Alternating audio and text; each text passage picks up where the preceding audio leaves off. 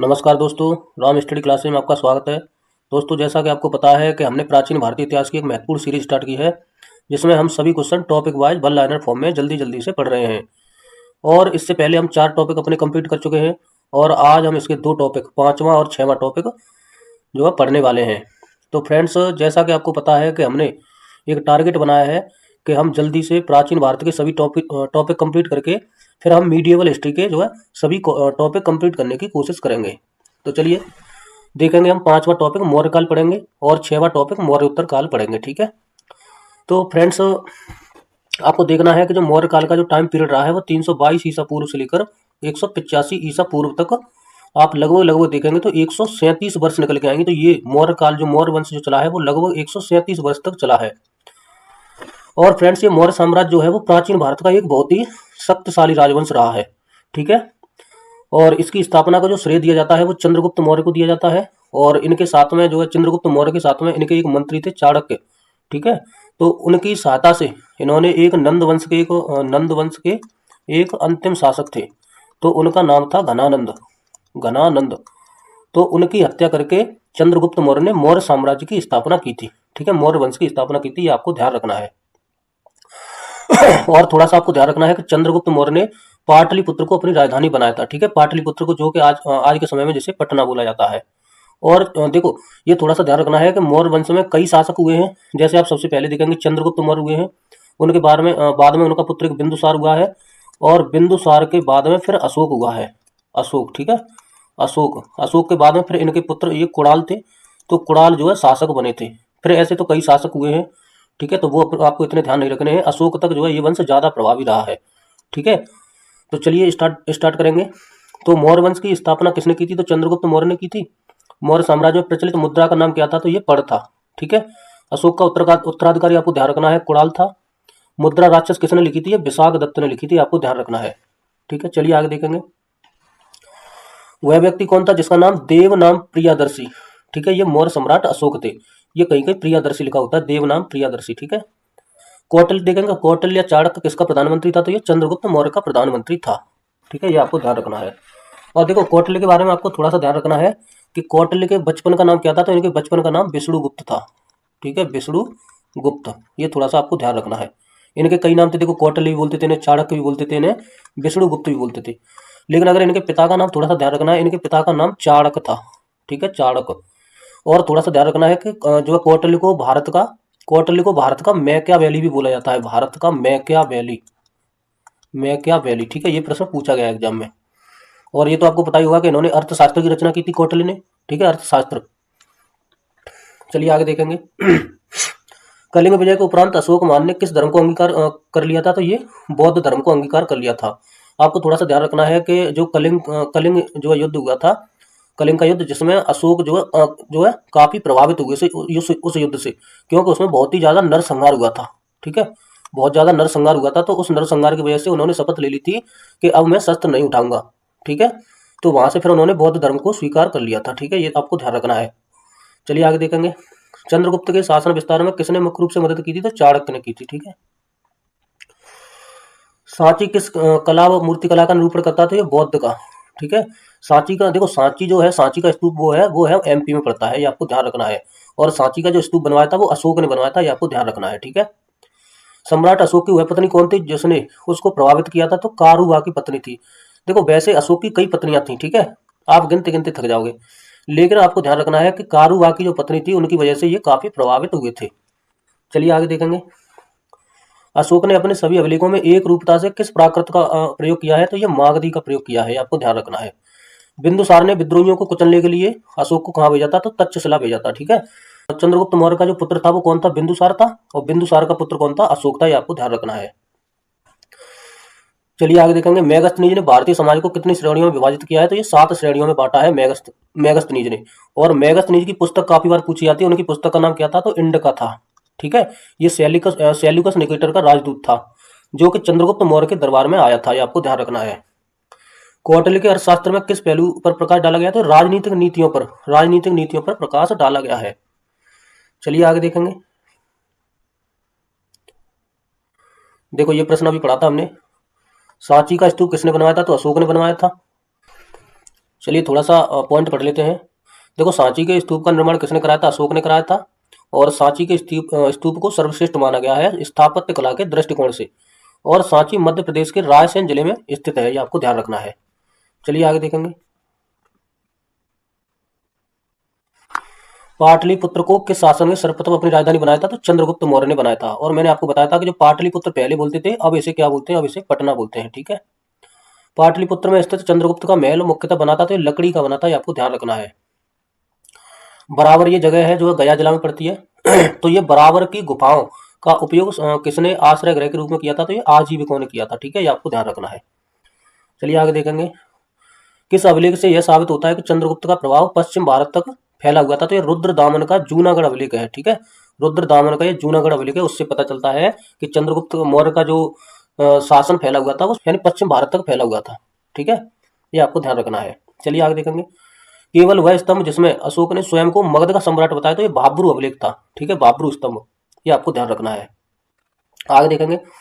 अर्थशास्त्र का लेख समकालीन था तो ये चंद्रगुप्त मौर्य के समकालीन था। नंद वंश के पश्चात मगध पर किस राजवंश ने शासन किया था? तो ये मौर्य वंश ने शासन किया था। मैंने आपको बताया था कि नंद वंश का अंतिम शासक घनानंद था। उसकी हत्या करने के बाद में चंद्रगुप्त मौर्य ने चाणक्य की सहायता से मौर्य वंश की स्थापना की थी, यह आपको ध्यान रखना है। ठीक है। चलिए आगे देखेंगे। मौर्य काल में शिक्षा का सर्वाधिक प्रसिद्ध केंद्र था तो ये तक्षशिला। ठीक है, तक्षशिला प्रसिद्ध केंद्र था शिक्षा का, ये आपको ध्यान रखना है। मेगस्थनीज की पुस्तक का नाम क्या था? तो इंडिका था, अभी बताया था। जिसके ग्रंथ में चंद्रगुप्त मौर्य का विशिष्ट रूप से वर्णन हुआ है वो विशाख दत्त। ठीक है, विशाख दत्त के ग्रंथ में चंद्रगुप्त मौर्य के विशिष्ट रूप से वर्णन हुआ है, आपको ध्यान रखना है। वह स्रोत जिसमें पाटलिपुत्र के प्रशासन का वर्णन उपलब्ध है तो वो इंडिका में, ठीक है, इंडिका में हुआ है, आपको ध्यान रखना है। चलिए आगे देखेंगे। अशोक के शिलालेखों में प्रयुक्त भाषा है, तो देखो शिलालेखों की जो भाषा है वो प्राकृत भाषा है। प्रथम भारतीय साम्राज्य किसके द्वारा स्थापित किया गया था? तो ये चंद्रगुप्त मौर्य के द्वारा स्थापित किया गया था। चाणक्य ने अपने बचपन में किस नाम से जाने जाते थे? तो विष्णुगुप्त के नाम से जाने जाते थे। राज्य के सप्तांग सिद्धांत के अनुसार राज्य का 7वां अंग कौन सा था? तो ये मित्र था। ठीक है, ये आपको ध्यान रखना है। किसके शासन काल में डीमेकस भारत आया था? तो ये बिंदुसार के शासन काल में डीमेकस भारत जो है भारत आया था, ये आपको ध्यान रखना है। और चंद्रगुप्त मौर्य के समय में मेगस्थनीज आया था, ये आपको ध्यान रखना है। ठीक है, डीमेकस भी आपको ध्यान रखना है, जैसे पूछ लिया जाए आगे एग्जाम में। आगे देखेंगे। किस प्राचीन नगर के अवशेष कुम्भहार स्थल से प्राप्त हुए थे? पाटलिपुत्र के अवशेष मिले हैं। ठीक है, कुलंदीबाग प्राचीन स्थान था तो ये पाटलिपुत्र का था। किसने सहिष्णुता, उदारता और करुणा के त्रिविध आधार पर राज धर्म की स्थापना की थी? तो अशोक ने की थी, आपको ध्यान रखना है। ठीक है। चलिए आगे देखेंगे। अशोक ने बौद्ध होते हुए भी हिंदू धर्म में आस्था नहीं छोड़ी, इसका प्रमाण है देव नाम प्रिय की उपाधि। आपको बताया था कि इन्होंने देव नाम प्रिय की उपाधि धारण की थी और इन्होंने बौद्ध धर्म जो है अपनाया था, लेकिन फिर भी ये हिंदू धर्म में बहुत आस्था रखते थे। अशोक के शिलालेखों को पढ़ने वाला प्रथम अंग्रेज कौन था? तो ये जेम्स प्रिंसेप था। ठीक है, ये आपको ध्यान रखना है कि जेम्स प्रिंसेप एक जो है अंग्रेज था जिसने अशोक के शिलालेखों को जो है पढ़ा था, ये आपको ध्यान रखना है। चलिए आगे देखेंगे। देखो ये थोड़ा सा पॉइंट पढ़ लो। अशोक के शिलालेख को पढ़ने का श्रेय अंग्रेज विद्वान था एक जेम्स प्रिंसेप था। इसको उन्होंने 1837 ईस्वी में अशोक के जो है शिलालेखों को ब्राह्मी लिपि का जो है उद्वाचन किया, यानी इन्हें पढ़ा था। आगे देखेंगे। केवल वह स्तंभ जिसमें अशोक ने स्वयं को मगध का सम्राट बताया तो भाब्रू स्तंभ में। ठीक है, भाब्रू स्तंभ में इन्होंने मगध का सम्राट बताया था अपने आप को। मौर्य काल में शिक्षा का सर्वाधिक प्रसिद्ध केंद्र था, अभी पढ़ा था, तक्षशिला था। अंतिम मौर्य सम्राट कौन था? तो ये बृहद्रथ था। उत्तराखंड में अशोक का एक शिलालेख स्थित है, वो कालसी में है। ठीक है, कालसी में, उत्तराखंड में। चलिए आगे देखेंगे। सांची का स्तूप किसने बनवाया था? तो ये अशोक ने बनवाया था। ठीक है। प्राचीन भारत का वह प्रसिद्ध शासक जिसने अपने जीवन के अंतिम दिनों में जैन धर्म को अपनाया था तो वो चंद्रगुप्त मौर्य था। ठीक है। कलिंग युद्ध की विजय तथा क्षत्रियों का वर्णन अशोक के किस शिलालेख में? तो शिलालेख 13 में है। ठीक है, ये आपको ध्यान रखना है। कलिंग युद्ध का जो वर्णन है, जो कलिंग युद्ध हुआ था वो 261 बीसी में हुआ था, ये भी आपको ध्यान रखना है। ठीक है, इनके जो है शासन पे जो गद्दी पे बैठे थे अशोक, उनके 8 साल बाद हुआ था उसके ये कलिंग का युद्ध, तो ये आपको ध्यान रखना है। 13वें शिलालेख में इसका वर्णन दे रखा है। चलिए आगे देखेंगे। प्रसिद्ध यूनानी राजदूत मेगस्थनीज भारत में किसके दरबार में थे? चंद्रगुप्त मौर्य के दरबार में आया था। चंद्रगुप्त मौर्य ने सेल्यूकस को कब पराजित किया था? तो 305 ईसा पूर्व में सेल्यूकस को जो है पराजित किया था चंद्रगुप्त मौर्य ने। भारतीय लिखने की कला नहीं जानते, तो ये किसने जो है बोला था? तो ये मेगस्थनीज ने ये बात बोली थी कि भारतीय जो है लिखने की कला नहीं जानते। ये अपने आप को बहुत पढ़ा लिखा समझता था, इसलिए ये बात बोल रहा था। चलिए आगे देखेंगे। मौर्य काल में गुप्तचरों को क्या कहा जाता था, तो ये गूढ़ पुरुष कहा जाता था इनको। अशोक का समकालीन तुरमय कहाँ का राजा था, तो ये मिस्र का राजा था। किस ग्रंथ में शूद्रों के लिए आर्य शब्द का प्रयोग हुआ, तो ये अर्थशास्त्र में हुआ है। कौटिल्य द्वारा रचित अर्थशास्त्र कितने अधिकरणों में विभाजित है, तो 15 अधिकरणों में विभाजित है। अशोक ने 261 ईसा पूर्व में कलिंग को जीतने के बाद क्या किया था, ये भारी रक्तपात देखकर युद्ध की नीति को सदा के लिए त्याग दिया था। ये मैंने आपको बात पहले बता दी है। चलिए आगे देखेंगे। चलिए टॉपिक नंबर 6 देखेंगे, मौर्य उत्तरकाल। मौर्य उत्तरकाल का टाइम पीरियड हमने देखा था 185 ईसा पूर्व से 319 ईस्वी होना चाहिए यार, ये ईसा पूर्व कहाँ से आ गया, टाइम पीछे ही तो लौट रहा है। चलिए देखेंगे। अंतिम मौर्य सम्राट बृहद्रथ की हत्या किसने की थी, तो पुष्यमित्र शुंग ने की थी, ठीक है। और इसने शुंग वंश की स्थापना की थी, आपको ध्यान रखना है। पुष्यमित्र शुंग ने बृहद्रथ की हत्या करके शुंग वंश की स्थापना की थी। कण्व या कण्व वंश का संस्थापक कौन था, तो ये वसुदेव था, ठीक है। वासुदेव कहीं कहीं लिखा होता है, वासुदेव, वासुदेव था, ये आपको ध्यान रखना है, कण्व वंश का संस्थापक, ठीक है। आगे देखेंगे। सातवाहन या आंध्र सातवाहन वंश का संस्थापक कौन था, तो ये सिमुक था, ठीक है। ये प्रश्न देखो काफी पूछे जाते हैं, तो ये आपको जो है ध्यान रखने हैं। थोड़ा सा मैं देखो इसके बारे में बता दूं कि जो मौर्य साम्राज्य था तो मौर्य साम्राज्य का जैसे ही पतन हो गया था, तो उसके बाद में मौर्य उत्तर काल आया था। मौर्य उत्तर काल में जो है ब्राह्मण समाज, ये सभी ब्राह्मण समाज के लोग थे, तो इनका बाद में जो है उदय हुआ था। इसमें देखो शुंग वंश आया था, कण्व वंश आया था, आंध्र सातवाहन वंश जो आएगा, ठीक है, और वाकाटक वंश इसी में आएगा, ठीक है, मौर्य उत्तर काल में। तो ये आपको ध्यान रखने हैं। तो ये तो मैंने देखो अभी देखा है कि अंतिम मौर्य सम्राट था वो कौन था, बृहद्रथ था। तो इसकी हत्या किसने कर दी थी, तो पुष्यमित्र शुंग ने हत्या करके शुंग वंश की स्थापना कर दी थी, ठीक है। और ये स्थापना जो की थी वो 184, यहाँ पे 185 लिखा हुआ है, कहीं कहीं किताब में ये 184 BC लिखा होता है। तो ये शुंग वंश की स्थापना 184 BC में इसने कर दी थी, ठीक है। ये आपको ध्यान रखना है। और जो पुष्यमित्र शुंग यानी शुंग शासकों ने जो अपनी राजधानी बनाया था वो जो विदिशा विदिशा को बनाया था। विदिशा जो पड़ता है वो MP में पड़ता है, ये आपको ध्यान रखना है, ठीक है। तो चलिए आगे देखेंगे। और थोड़ा सा ये भी देख लो कि इसमें भी जो है कई वंश हुए थे, ब्राह्मण समाज के 4-5 वंश थे। इसके बाद में जो है शुंग वंश का जो अंतिम शासक, थोड़ा सा देख लो, शुंग वंश का अंतिम शासक जो था वो देवभूति था, ठीक है। तो देवभूति था, तो इसकी हत्या करके इसका मंत्री एक था वसुदेव, अभी जो पढ़ाया था मैंने, इसका मंत्री था वासुदेव। तो वासुदेव ने जो देवभूति की हत्या करके कण्व वंश की स्थापना की थी, ठीक है, ये आपको ध्यान रखना है। और फिर कण्व वंश का एक अंतिम शासक था, कण्व वंश का एक अंतिम शासक था सुशर्मन। तो उसकी हत्या करके जो है सिमुक ने, उसकी हत्या करके सिमुक ने जो है सातवाहन वंश की स्थापना की थी, ठीक है। तो ये पॉइंट आप ध्यान रख लेना। चलिए आगे देखेंगे। प्राचीन भारत का महान व्याकरण पतंजलि किसका समकालीन था, तो ये पुष्यमित्र शुंग का, ठीक है। पतंजलि किसका समकालीन था, पुष्यमित्र शुंग का समकालीन था। सर्वप्रथम भारत में विशुद्ध संस्कृत भाषा में लंबा अभिलेख किस राजा द्वारा जारी किया गया, तो ये शक राजा रुद्रदमन द्वारा, ठीक है, शक राजा रुद्रदमन द्वारा। चलिए आगे देखेंगे। सातवाहनों ने आरंभिक दिनों में अपना शासन कहाँ शुरू किया था, तो ये महाराष्ट्र में शुरू किया था। किस कुषाण शासक ने सर्वप्रथम स्वर्ण मुद्रा जारी की थी, तो ये कडफिसस सेकंड था, ठीक है, कडफिसस सेकंड। तो ये कुषाण वंश का जो है शासक, ये कुषाण वंश के कई शासक थे। कडफिसस था, कडफिसस सेकंड, बिम कडफिसस, ठीक है। और फिर इसी में कनिष्क आएगा आगे, कुषाण वंश में ही। किस वंश के शासकों ने छत्रप प्रणाली का प्रयोग किया था, तो ये शकों ने छत्रप प्रणाली का प्रयोग किया था। कुषाण काल में सबसे अधिक विकास किस क्षेत्र में हुआ था, तो वास्तुकला में हुआ था। भारत में प्रथम बार सैनिक शासन किसके द्वारा व्यवहार में लाया गया, तो ये ग्रीकों के द्वारा लाया गया। आगे देखेंगे। ईसा पूर्व दूसरी सदी के प्रारंभ में उत्तरी अफगानिस्तान में स्थापित भारत यूनानी राज्य था, तो ये बैक्ट्रिया था। सर्वप्रथम रोम के साथ किन लोगों का व्यापार प्रारंभ हुआ था, तो ये तमिलों एवं चेरों का। सातवाहनों ने पहले स्थानीय अधिकारियों के रूप में काम किया था, तो ये मौर्यों के अधीन काम किया था। आगे देखेंगे। वह महानतम कुषाण नेता कौन था जो बौद्ध बन गया था, तो ये कनिष्क था। इसके बारे में आपको ध्यान रखना है, ठीक है। कुषाण काल के दौरान मूर्ति कला की गांधार शैली किसका मिश्रण है, तो ये भारत ग्रीक शैली, ठीक है, भारत ग्रीक यूनानी शैली। आगे देखेंगे। रोम साम्राज्य के अनुसरण पर किस वंश के शासकों ने कैसर, ठीक है, की उपाधि धारण की थी, तो कुषाण वंश के शासकों ने। प्राचीन भारत में किसने नियमित रूप से सोने के सिक्के चलाए थे, तो कुषाण वंश के शासकों ने नियमित रूप से सोने के सिक्के चलाए थे, आपको ध्यान रखना है। मौर्यों के बाद दक्षिण भारत में सबसे प्रभावशाली राज्य था, तो ये सातवाहन, ठीक है। ये थोड़ा सा इंपोर्टेंट है, इंपोर्टेंट तो सारे प्रश्न ही है, ठीक है। तो ये आपको ध्यान रखना है, सातवाहन वंश। बुद्ध की खड़ी प्रतिमा किस काल में बनाई गई, तो ये कुषाण वंश में ही बनाई गई थी, आपको ध्यान रखना है। शुंग वंश के बाद किस वंश ने भारत पर राज किया था, तो ये कण्व वंश ने जो है भारत पर राज किया था। किस चीनी जनरल ने कनिष्क को हराया था, तो ये पेन चाओ नाम था इसका, ठीक है। चीनियों से जो है कनिष्क का युद्ध हुआ था, तो उसमें यह हराया था, लेकिन बाद में फिर ये जीत गया था कनिष्क, ठीक है। ये आपको ध्यान रखना है। चलिए आगे देखेंगे। उत्तरी तथा उत्तर पश्चिमी भारत में सर्वाधिक संख्या में तांबे के सिक्कों को जारी किया था तो ये कुषाणों ने जारी किया था।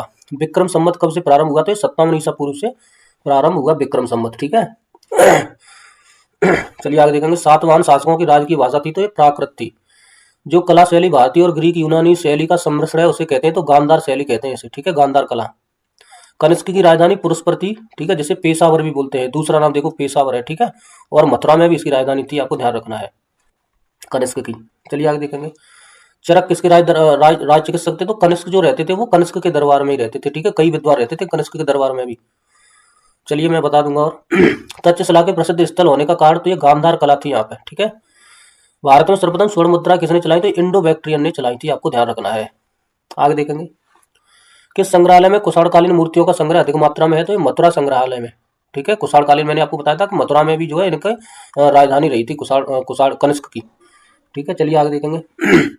किस वंश के शासकों ने ब्राह्मणों एवं बौद्ध भिक्षुओं को कर मुक्त भूमि या गांव भूमि अनुदान देने की प्रथा प्रारंभ की थी? तो ये सातवाहन वंश में। ठीक है, भारतीय रंगमंच में यवन का शुभारंभ किसने किया था? तो ये यूनानियों ने किया था। भारतीयों के महार रेशम मार्ग किसने आरंभ किए थे? तो ये कनिष्क ने आरंभ किए थे, आपको ध्यान रखना है। चलिए आगे देखेंगे। शक संवत का प्रारंभ किस सम्राट के शासनकाल में 78 ईस्वी से हुआ था? तो ये कनिष्क के शासनकाल में, आपको ध्यान रखना है, इंपोर्टेंट प्रश्न है। ठीक है, शक संवत की जो शुरुआत हुई थी वो 78 ईसा पूर्व मानी जाती है। तक्षशिला विश्वविद्यालय देखो स्थित था तो ये भारत में ही है। ठीक है, वर्तमान में, लेकिन आप वर्तमान में देखोगे तो ये पाकिस्तान के रावलपिंडी जिले में स्थित है। प्राचीन काल में यह शिक्षा का प्रमुख केंद्र था।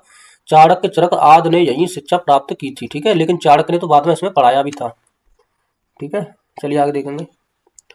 प्राचीन काल में कलिंग का महान शासक कौन था? तो ये खारवेल था। बुद्ध का किसके सिक्कों पर अंकन हुआ है? तो कनिष्क के सिक्कों पर बुद्ध का अंकन हुआ है, आपको ध्यान रखना है। योधेय सिक्कों पर किस देवता का अंकन हुआ है? तो ये कार्तिकेय का हुआ है, ये आपको ध्यान रखना है। कनिष्क के सारनाथ बौद्ध प्रतिमा अभिलेख की तिथि क्या है? तो 81 ईस्वी सन है, ये आपको ध्यान रखना है। अश्वघोष किसका समकालीन था? तो अश्वघोष भी देखो कनिष्क के जो है समकालीन थे, आपको ध्यान रखना है। आगे देखेंगे। बाल विवाह की प्रथा प्रारंभ हुई थी तो कुषाण काल में प्रारंभ हुई थी। जो कला शैली भारतीय और यूनानी आकृति का सम्मिश्रण है उसे कहते हैं गांधार शैली, आपको ध्यान रखना है, इंपोर्टेंट है। सातवाहनों की राजधानी अमरावती में थी, आपको ध्यान रखना है। आंध्र सातवाहन राजाओं की सबसे लंबी सूची किस पुराण में मिलती है? तो मत्स्य पुराण में मिलती है।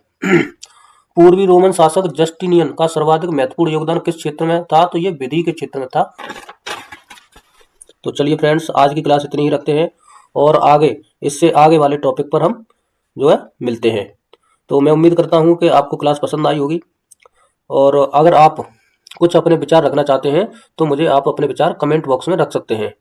तो चलिए, अपना कीमती समय देने के लिए धन्यवाद। जय हिंद, जय भारत।